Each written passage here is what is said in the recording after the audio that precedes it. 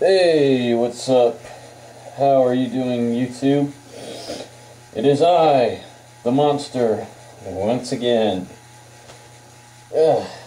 Now, I realize it's been a while since you all have seen me. It's been a while since you've sort of gotten down with all this really fuzzy, hairy shit right here. Yeah, but this video is going to be sort of a, normally when I do a video where I stand in front of the camera, it's, it's more like, it has a direct goal and purpose and stuff, but this is going to be more like a real loose kind of video where I just sort of, I talk about like maybe 2 or 3 different subjects at once. However, probably the one subject I'm really wanting to talk about is, it's mainly about this new like Wonder Woman TV show thing that they're doing. Now, if there's one thing I've noticed, is that when it comes to television or like movies, Wonder Woman is fucked really, really hard. There are no good representations of Wonder Woman at all, besides that one animated movie that they did and the old Linda Carter TV show. Other than that, nobody has been able to perfect and correct the formula of Wonder Woman. And it should not be that hard. I mean, people, it's like Wonder Woman is this incredibly famous, iconic character. She's just as famous as like Batman or Superman, but let me tell you, if you go up to some hobo in the street and you ask him, there's a good chance he's going to know who Wonder Woman is. Then it's going to be like, if you ask him to name off like a Superman villain, he's going to say, oh, Lex Luthor. Like, name a Batman villain. Oh, the Joker. Name a Wonder Woman villain. That's how it is. That's how it is with extremely casual comic book fans. That's sort of the main purpose of this video, I guess you could say, is dealing with casual comic book, well, not comic book fans, but casual people whose only exposure and knowledge of certain characters are all the different media that they're represented in. I, for one, believe that Wonder Woman was best represented in the old 70s Linda Carter TV show, and quite possibly the Straits DVD animated movie that they did, that was produced by Bruce Timm and his gang. Those portrayed Wonder Woman as as being very heroic and very brave, but also very wise and smart and loving. It shouldn't be that fucking hard to get the character of Wonder Woman right.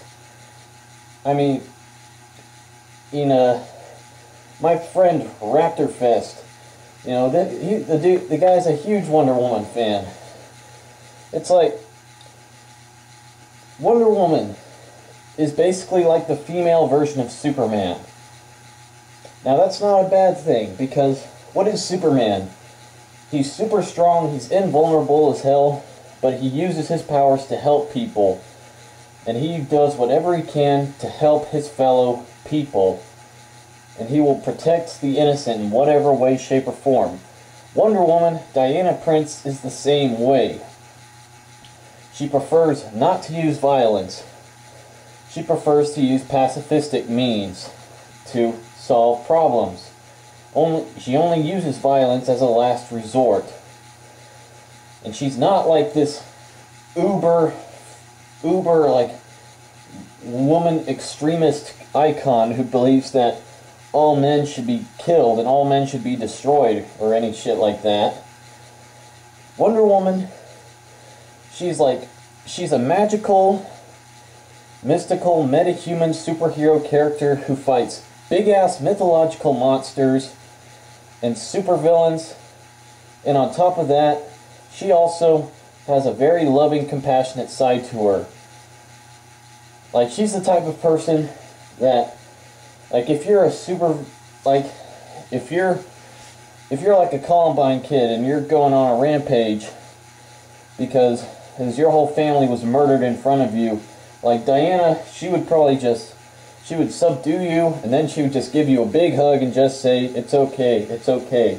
That's how I always imagined Wonder Woman. She's that kind of woman, a very motherly kind of woman. She has that extremely motherly type of love and attraction that represents the best side of all females. That shouldn't be so hard to capture. This new live-action Wonder Woman TV show they're working on is bullshit.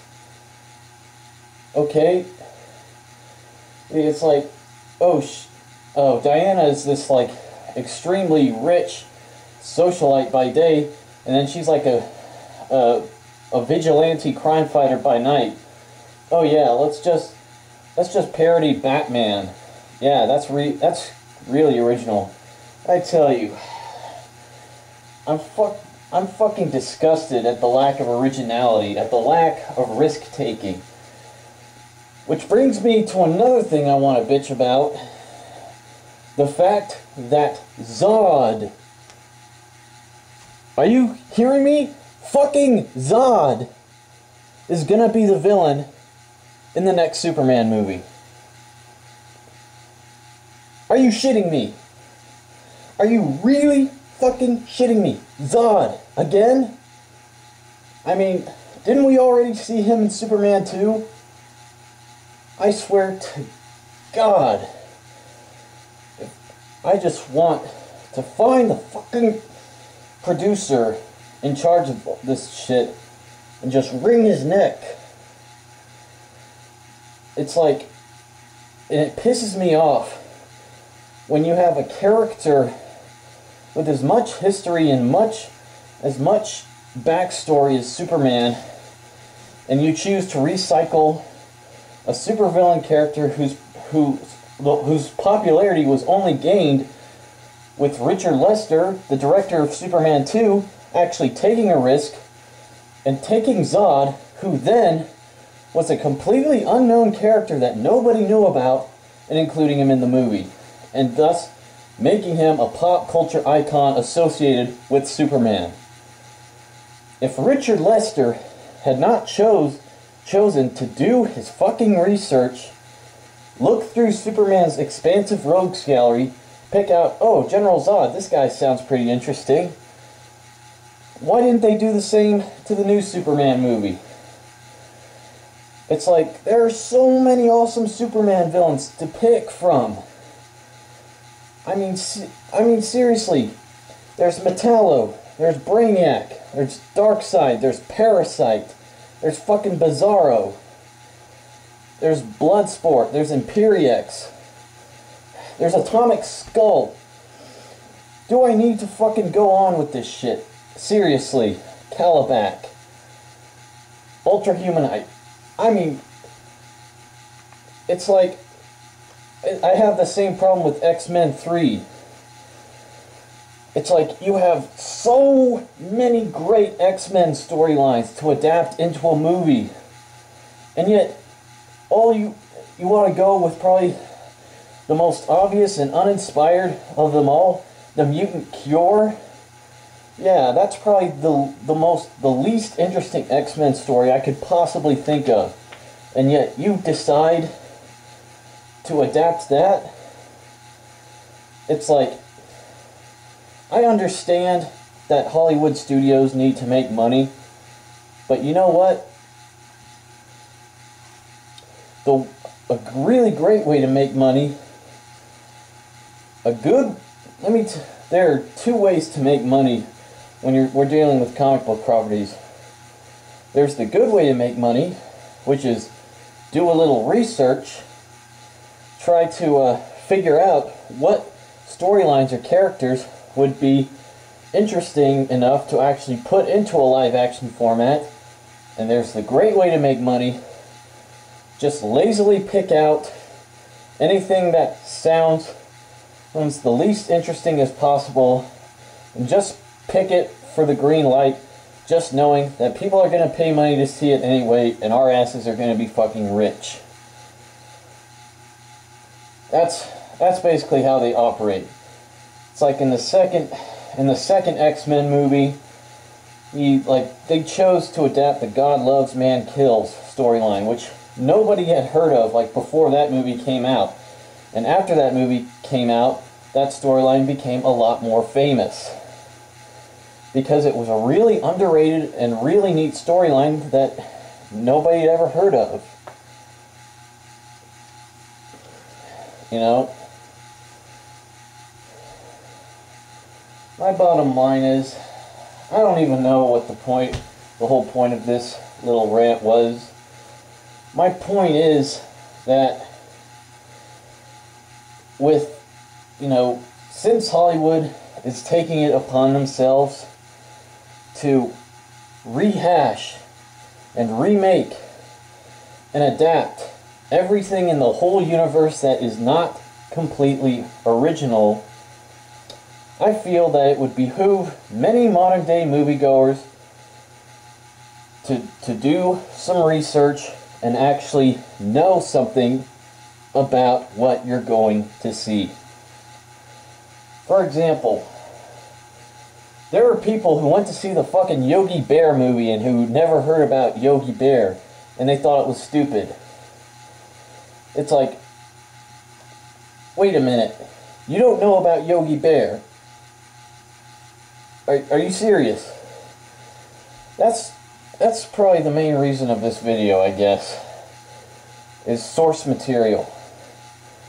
Hollywood, I know this is a really cliched expression by now, but it appears that Hollywood has no more original ideas, so they're deciding to just reach into the pores of the pop culture universe and just pick out anything that sounds like it would make a decent movie. So that's why I do my Supervillains Explored videos. That's why Steve does his lesser known Awesome Heroes stuff. That's why Deadpoolzilla is going to be making his own villain videos called Faces of Evil, which I highly recommend that you check out. But yeah, that's sort of my little rant on the laziness of movie producers. I don't really even know what I'm going to call this little video. But just so you all know, the monster is still here. I'm still here. And I'll be sure to pop up a lot more often. So, goodbye.